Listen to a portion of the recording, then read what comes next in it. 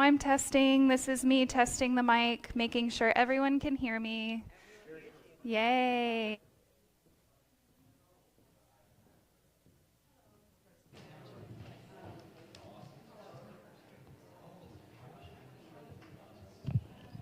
Okay, can you hear me? No. Can you hear me? I can hear you, yeah, now.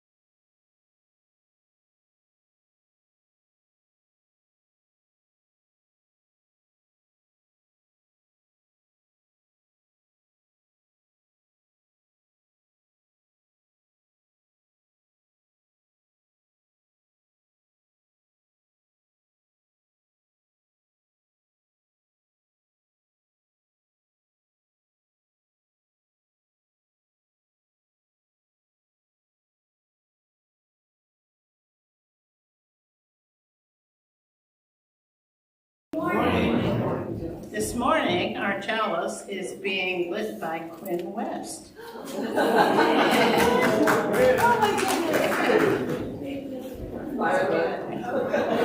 Our chalice lighting.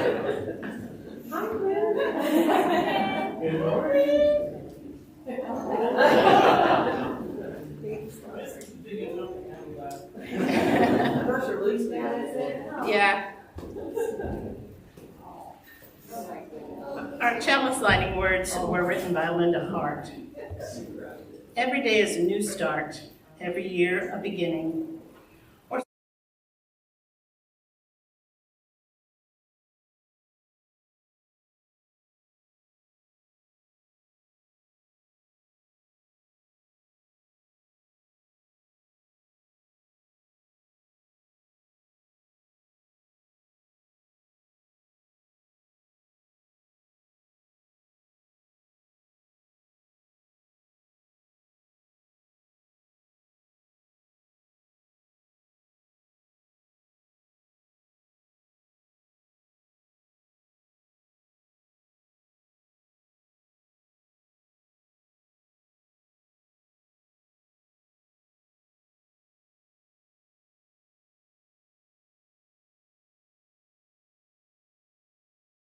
It is good to be together.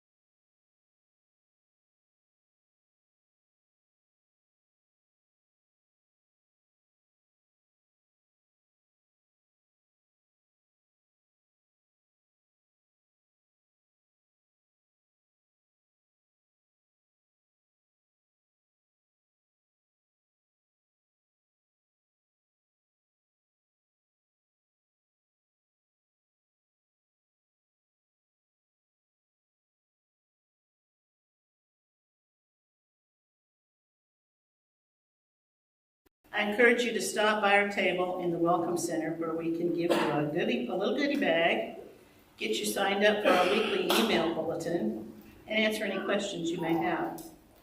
After the service, stick around for a few minutes, have some coffee or tea or juice. We'd love to get to know you. And next Sunday, you'll have the opportunity to learn more about Live Oak. After the service, there will be an exploring membership class from 12:15 to 1:30 in the library, which is on the back side of the kitchen across the hallway. This community has events happening all throughout the week. I encourage you to go to our website at liveoakuu.org and click on What's Happening every Sunday night to fill out your schedule for the week to come. Something you might be interested in this week is our sack lunch with the minister, which is a lot of fun. It's on Wednesdays from noon to 1, right? Yeah. Our words for the offering were written by Joe Von Rue. In our world, many voices are silenced. Many truths remain unspoken because the speaker fears rejection, judgment, or worse. Our financial offerings today help sustain this congregation as a place where all voices can be heard, where truth can be spoken without fear, where vulnerability is met with compassion. We give in gratitude for this beloved community and with hope for a world where more voices can speak their truth. And now an offering will be taken to sustain the work of the church.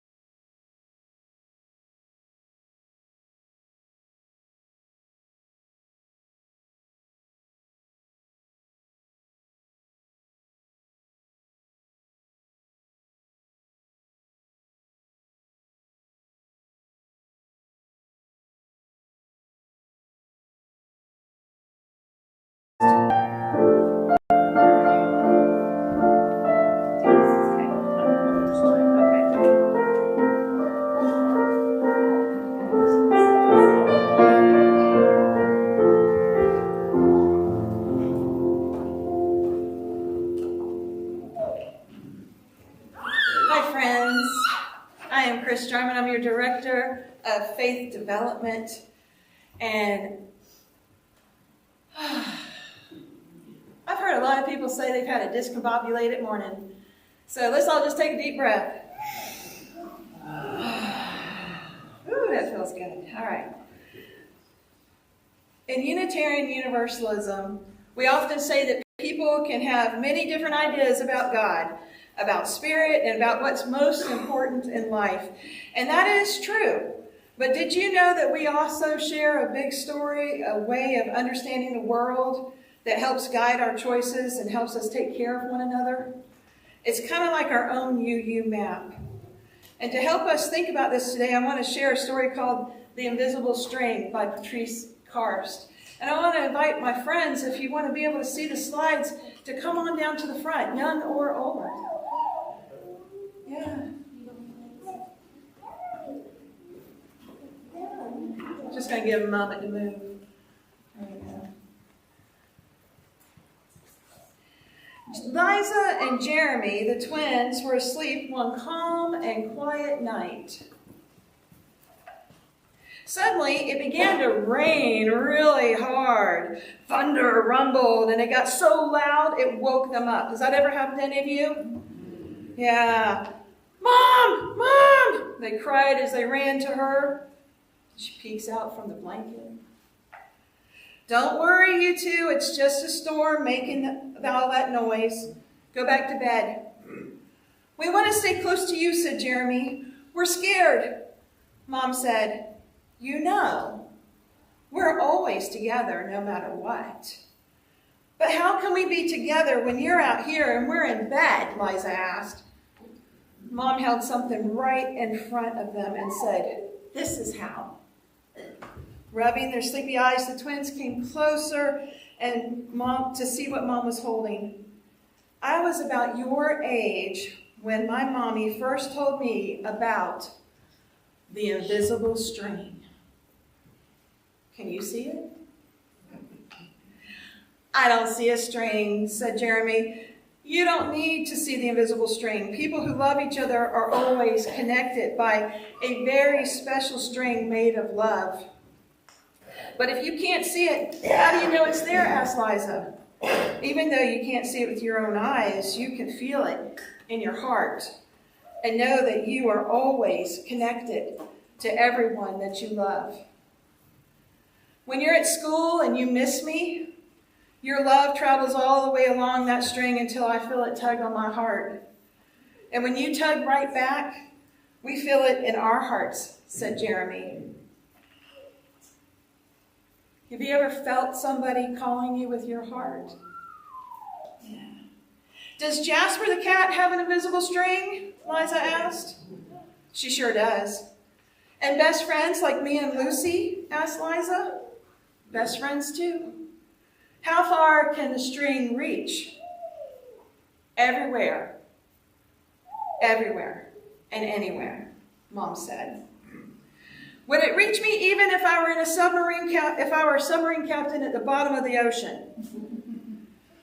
Yes, Mom said. Even there. If I was a mountain climber? Even there. A dancer in France? Even there. A jungle explorer? What do you think she said? Even there. How about an astronaut in space? Yes, even there. Then Jeremy quietly asked, can my string reach all the way to Uncle Brian in heaven? Yes, even there. Does the string go away when you're mad at us? Never, said Mom. Love is stronger than anger, and as long as love is in your heart, the string will always be there. Even when you get older and can't agree about things like what movie to see, or what game to play in the back seat, or what time to go to bed. Oh, that's right, you two should be in bed. And with that, they all laughed as Mom chased the twins back to their beds. Within a few minutes, they were asleep, even though the storm was still making the same loud noises outside. And as they slept, they started dreaming of all the invisible strings they have. and all the strings that their friends have, and their friends have, and their friends have, until everyone in the world was connected by invisible strings. And from deep inside, they now clearly could see that we're all connected, and no one is ever alone. I invite you in this moment, if you feel comfortable, to put your hand on your heart. Remember one person or maybe several people to whom you feel an invisible string. Feel how that string helps you feel safe and loved and part of something bigger. It's like a hug. In Unitarian Universalism, part of our theology is that we are all connected in a web of relationship, and that what we do affects everyone else in that web. That means we're not only part of a family, we're not only part of this congregation or this community, we're also part of the world that needs our kindness, our courage, and our help. Every time you show kindness, every time you stand up for someone, every time you make things more fair, more loving, that invisible string just grows stronger. Not just for you, but for everyone. May we remember that we're all connected and we're never alone, and our story is told.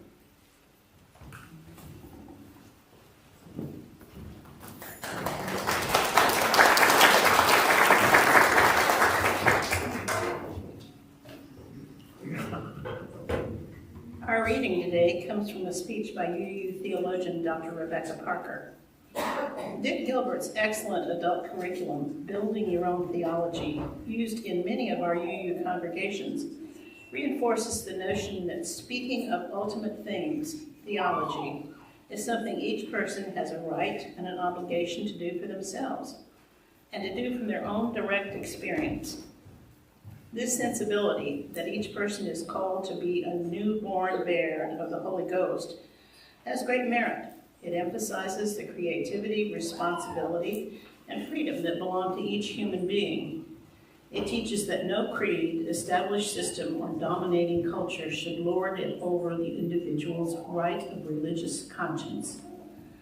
Often, in interpreting Unitarian Universalism to newcomers, this is what we emphasize above all else.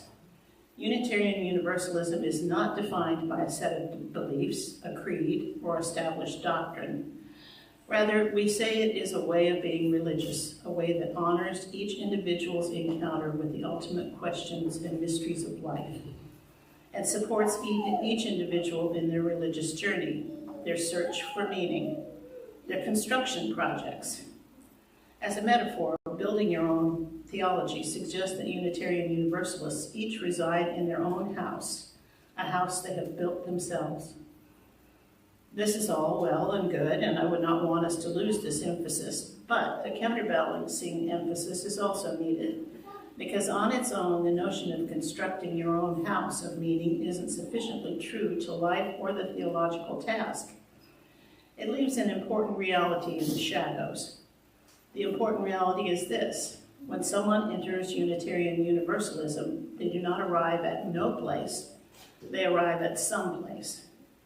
They enter a house, a theological house, if you will, that already exists, that they did not build themselves. Unitarian Universalism has a theology. It is not my theology. It's the theology of a heritage, of a tradition, of a community. It's a theology that has evolved over time. It contains diverse perspectives, but it has some overriding characteristics.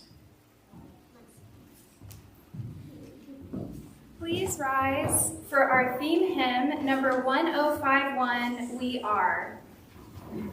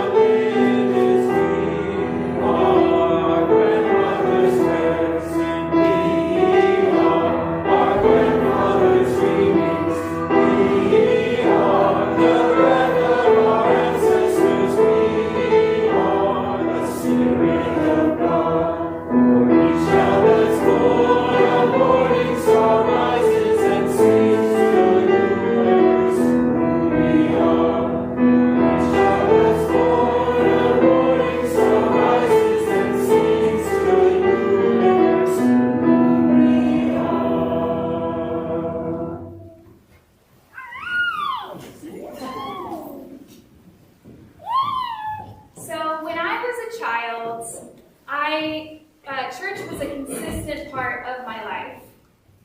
I went to a progressive Christian church, and in that church, as kids, we would start off in the children's chapel where we would sing songs and learn Bible stories, and then we would go afterwards to our classrooms where we would do crafts and activities.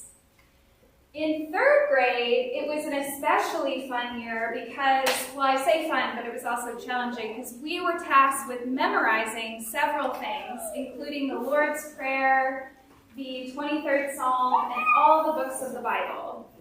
Thankfully, they gave us a song to learn for the books of the Bible, and it started like this: Genesis, Exodus, Leviticus, Numbers, Deuteronomy. Those early ones just sort of fall in line. I'll spare you the rest, but it did have the line, Ruth's a friend of mine, to remember the book of Ruth, so there were some fun lyrics in there. At the end of the year, we presented everything we memorized in front of the whole congregation, and we were rewarded with Bibles with our names in them. It was a big deal for us, and it marked a time where we moved from being little kids to being older kids and doing different things at church. I didn't really understand why we went to church. I just sort of went because that's what my parents told me to do. I didn't really understand anything about sin and salvation, though if pressed, I probably could have told you that sin had something to do with Adam and Eve and eating from that tree. I also didn't know anything about hell, really, because that wasn't a thing that we talked about in the church I grew up in, but I did have some ideas about heaven, and I'll share a little bit more about that later. In other words, I was a budding theologian, and it turns out we're all theologians, because we all have ideas about the way the world works and why things are the way they are. So today, we're going to talk about 3 concepts in UU Theology, and we're going to learn some big words like eschatology, which is all about where we come from and where we're going. Eschatology asks big questions like, what happens after we die? We're also going to talk about ecclesiology. Ecclesia is a Greek word, and it means church. And so ecclesiology is all about what is church for and why do we come together as a community. And finally, we're going to talk about soteriology, and I remember this one because the S in soteriology in Christian theology is similar to sin and salvation. So in UU theology, though, we talk more about good and evil instead of sin and salvation. So let's start with eschatology. So when I was a kid, I thought about heaven, and I had an idea that heaven was probably a little bit like the 1998 movie, What Dreams May Come. So in a minute, we're going to watch a clip from that movie, and just to give you some context, the movie stars Robin Williams, who goes to heaven, and he's met by Cuba Gooding Jr.'s character, who explains some things to him about how heaven works. Now, the sound isn't going to be quite as loud as we would like, so there are subtitles, but the subtitles are a little wrong, like it says mom, and it should say the color mauve, but you'll get the gist. Also, kids, you may want to watch this because there's a pretty silly ending to this clip. So let's watch this clip. Place you got here. Me? Sure. You're making all this. See, we're all pretty insecure at first, so we see ourselves somewhere safe, comfortable. We all There's so much here. Like that bird. And he gave you a start. Sort of like on the hammer. Now you're creating an entire world from your imagination. From things you love, anything you want. Ready to move. And I'll move when you wanted to.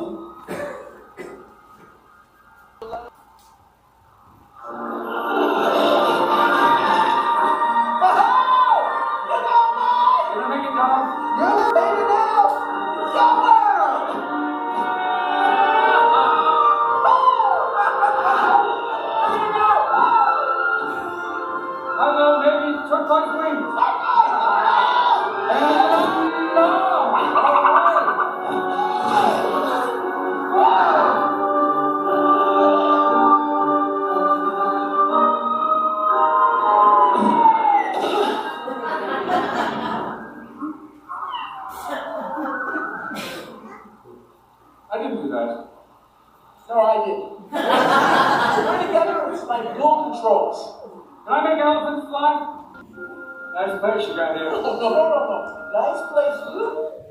So that was a pretty fun version of heaven. And it wasn't until later, when I was a congressional page in the U.S. House of Representatives in my junior year in high school, that I was exposed to other ideas about the afterlife. I had a friend who came from a very conservative Christian church, and we got in a heated argument where he was convinced that hell was real and people definitely went there, and I was convinced that hell was not real and we all went to heaven. I didn't realize it at the time, but I was really expressing a universalist idea when I said that. As the old saying goes, Universalists thought that God was too good to damn them, and Unitarians thought that they were too good for God to damn them. So, as we think about eschatology as Unitarian Universalists, we often focus on the world we live in now. And we don't talk as much about what happens after we die, though we do have ideas like the invisible string. And Reverend Dr. Rebecca Parker has a quote that says, "Where we came from wasn't as good as where we are now, and where we're going to is going to be even better." This is kind of expressing the idea of radically realized eschatology. Radically realized eschatology is the idea that paradise is here and now. Now, that shouldn't be confused with the fact that we're not living in paradise. Don't get me wrong, I know it's not perfect. But instead, it's the idea of responsive hope, which is where we have gratitude for the things around us, like butterflies and bubbles and babies. I didn't mean to alliterate, but I just did. So we have gratitude for the things around us, but we also work to change unjust systems and be in right relationship with other humans and the world around us. This is different from a social gospel eschatology. Social gospel eschatology is the idea that we sometimes talk about, which is that we need to make heaven here and now. There's a little bit more pressure for us to do the work, to change things right away. And we can get kind of burnt out if we have that vision, because there's a lot that needs changing. Systems are very hard to change. They take a long time. So instead, radically realized eschatology says we do work to try to change those systems, but it may take generations, and we play our small part in it. This brings us to the idea of ecclesiology. Ecclesiology, as you may remember, is the idea of what church is all about and why we come together as a community. When I was a kid, like I said, I pretty much went to church because my parents made me. I didn't really think about why I went to church. It wasn't until I was a junior in high school and was living in Washington, D.C., that I went out on my own and I explored other churches. Some of my friends and I went to a Baptist church, and I learned in one experience of going to a Baptist church that I lacked the patience and interest for a sermon that long. No offense to the Baptists, it just wasn't for me. The next church that we tried was a non-denominational church. Now, I grew up in a church that was for everyone, and we thought of ourselves as non-denominational, but I hadn't experienced a Southern non-denominational church, which was a little different. Charismatic though it wasn't for me. And in retrospect, I probably should have known that because it was also the church that Attorney General John Ashcroft attended, but I didn't really understand these things at the time. So I'm curious to hear from a few of you, why do you come to church? Just go ahead and shout it out. Why do you come to church? Community. Wow, it was like you all planned that. You just shouted it out all at once. Why else do you come to church? Grounding, sermons. These are all great ideas. Reverend Dr. Rebecca Parker and Reverend John Burens have a book called A House for Hope, which is about a progressive theology. And what they say is that church can be a place to work communally against oppressive systems, like we talked about in the UU Eschatology.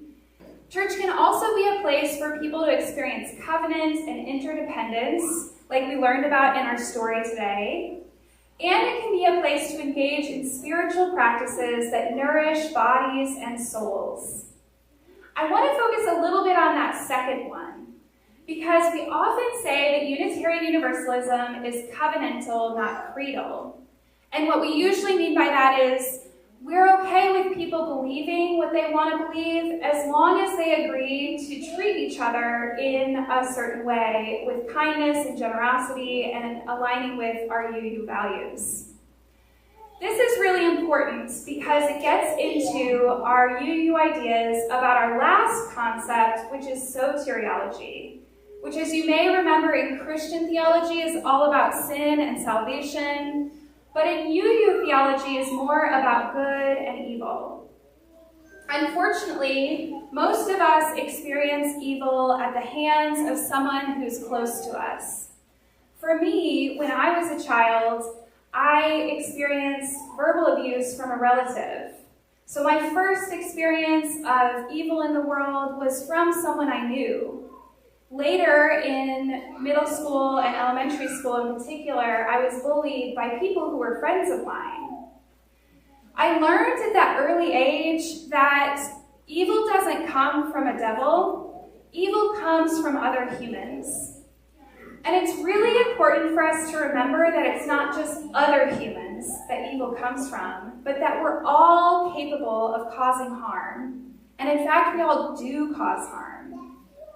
The good news here is that we are also capable of repair and of love. And I think an important thing in the UU soteriology is that we say that all people are loved. We don't exclude anyone from that. So we don't divide people into those who are going to heaven or hell. We say that everyone is welcomed, and we encourage everyone to treat each other well. So that's not to excuse anyone's behavior. And what I learned as a kid, as I grew up and learned more about my relative, is that the reason why she chose to be verbally abusive and to harm others was in part because she herself was harmed. Again, that doesn't excuse her behavior, it just explains it. And we are allowed to have boundaries with other people. So saying that we love others doesn't mean that we don't have boundaries with them. Reverend Dr. Rebecca Parker has another quote that says, "We are saved by our solidarity with one another. Humanity is one communion. Our embodiment of love is where we can place our hope. Love will save us." So today we've talked about three big things in UU theology: eschatology, ecclesiology, and soteriology.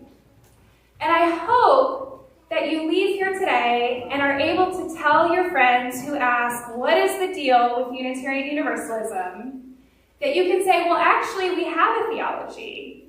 And you can tell them a little bit about how, and you don't even have to use the word eschatology, but you can tell them that we believe paradise is here and now, that we can work to change unjust systems, and we can work to be in right relationship with others. You can tell them that as a church, we come together because we want to work towards social justice, we want to create a covenantal community, and we're not creedal, and we come together to learn spiritual practices so that we can be more whole people. You can even throw in some big words if you want, especially if you take a picture of this slide, like radically realized eschatology, which again is where you have gratitude for what exists and you work for change still. So I hope that you will walk away today understanding that we are saved by love. Love will save us. You don't have to believe any particular thing, but you are wholly loved and wholly welcomed here. May it be so, and blessed be.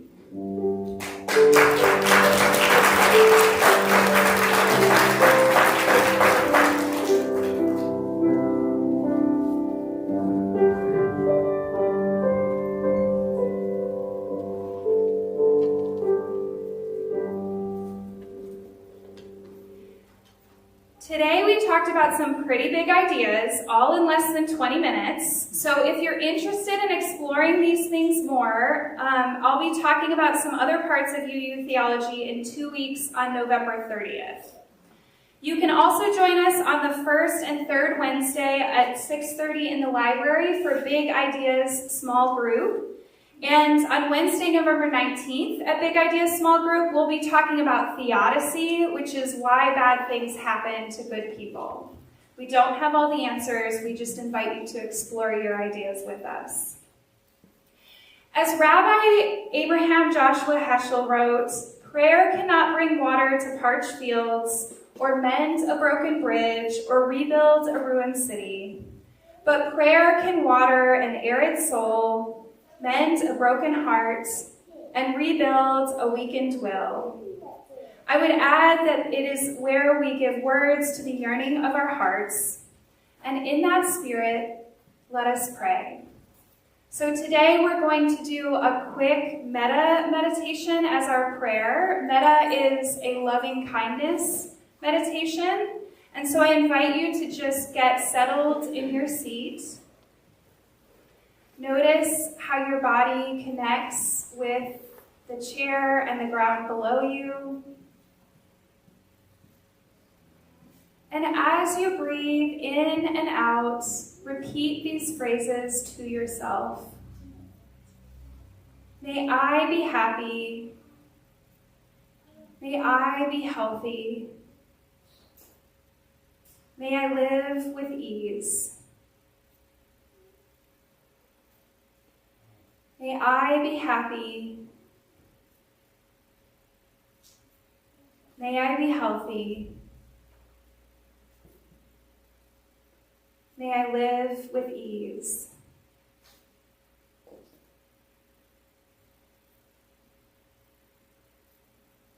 Now turn your attention to all of the world. Imagine the whole world with all its people, all its animals, all life, and even the earth itself. And repeat in your mind the following phrases. May the whole world be healthy. May the whole world be happy.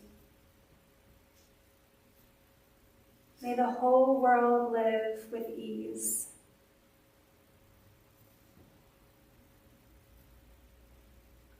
May the whole world be healthy. May the whole world be happy. May the whole world live with ease. Take a moment to come back into the room. Wiggle your hands, your fingers, and your toes.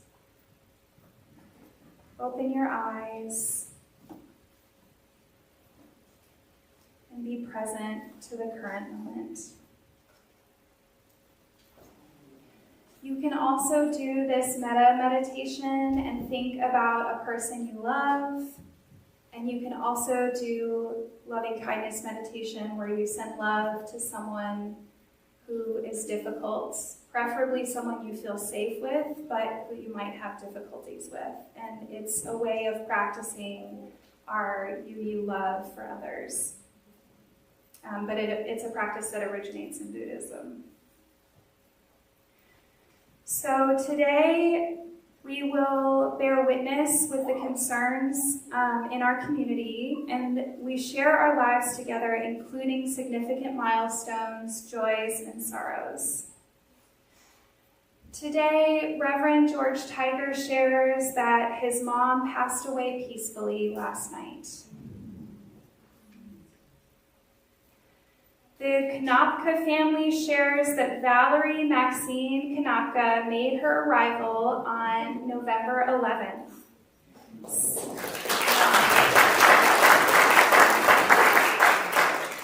She was born 7 pounds and 19 and a half inches. Erica and baby are home and doing well.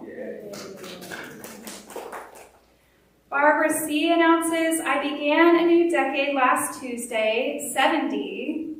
My entire family gathered and embraced each other with warmth and love. I am blessed.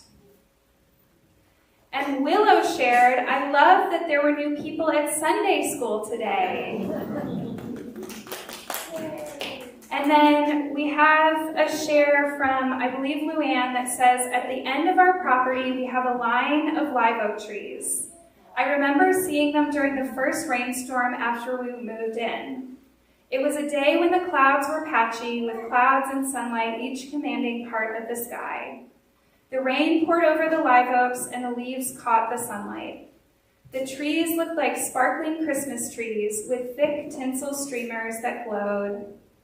I stood in the rain watching this light show, transfixed. When the clouds left and the sun took over, the waxy leaves of the live oak continued to reflect the sunlight, and they have ever since. This has been my experience at Live Oak Unitarian Universalist Church. Thank you for finding and reflecting your light. It has lit up this neurodiverse person who has come here to be inspired and to be loved.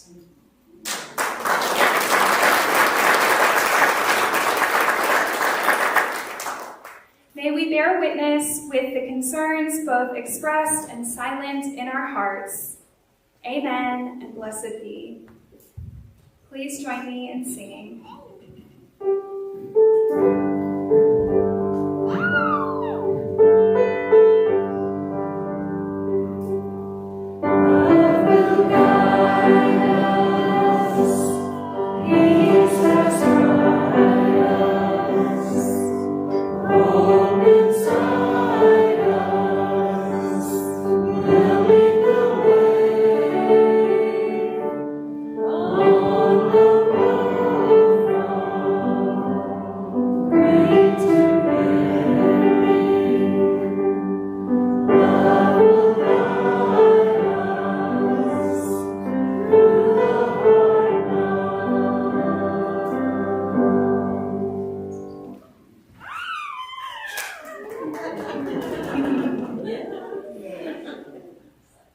May you be filled with gratitude for the world around us, and may you continue to work for justice in this world. May you feel welcomed in this community and deeply loved, and may you be saved by love, both for yourself and for others. May it be so, and blessed be.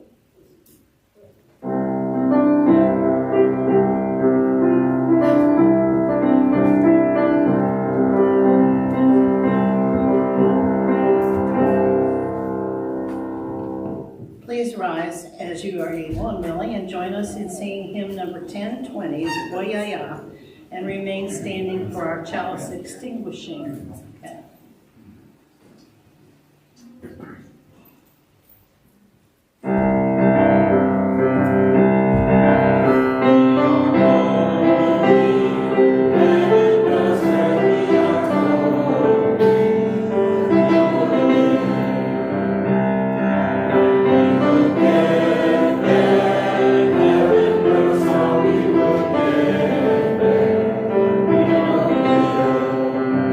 It will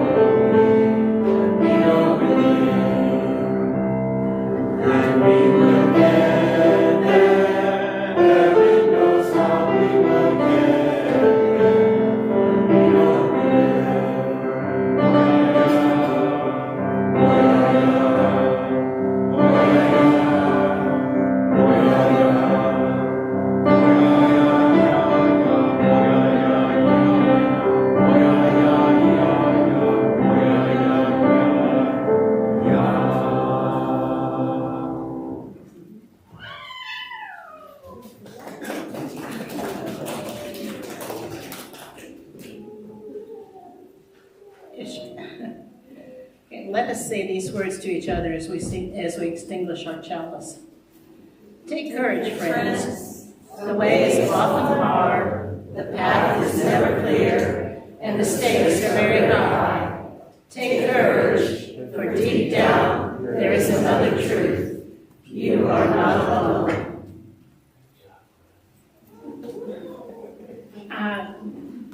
You can sit down. I'd like to invite Karen Santhanum up to tell us a little more about the Texas UU Justice Ministry Mutual Aid Watch and Discuss event, which is happening next Sunday on November 23rd.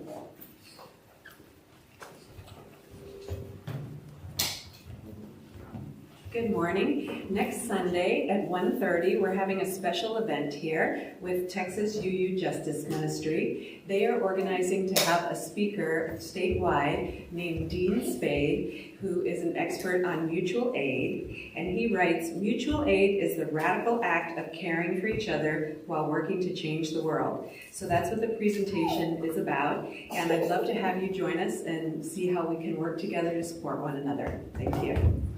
Oh, and there will be snacks.